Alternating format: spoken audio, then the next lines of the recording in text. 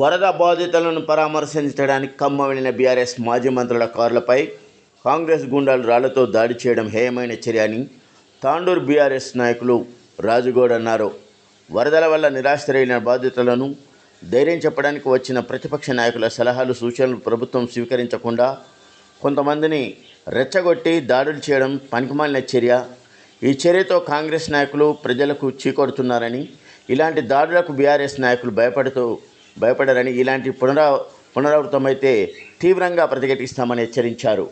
నిన్న మా మంత్రులు ఖమ్మం జిల్లాకు అక్కడ వరద బాధితులకు కల్వనికి వెళ్ళినప్పుడు మరి హరీష్ రావుపై, సవితక్కపై, పువ్వాడ అజయ్ కార్లపై దాడి చేయడం నీచమైన చర్య.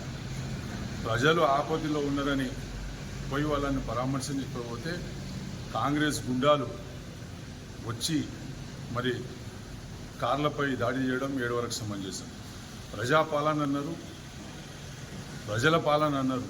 ఇదే నా ప్రజల పాలన అని చెప్పేసి కూడా ఈ సందర్భంగా చెప్పుకుంటూ మరి దీన్ని తీవ్రంగా ఖండిస్తున్నాం.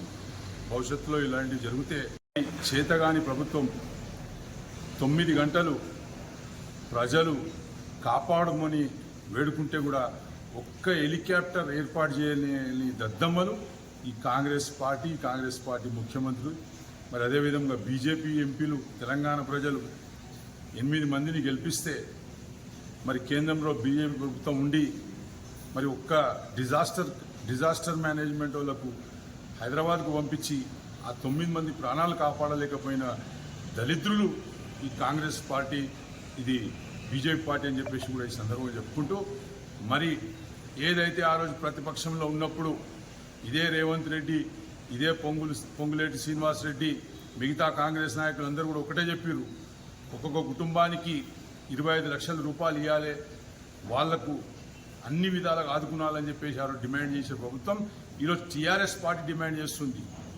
ఈరోజు మీ వలన, మీ యొక్క చేతగాని ప్రభుత్వం వలన ఈరోజు తెలంగాణ రాష్ట్రంలో 32 మంది చనిపోయారు.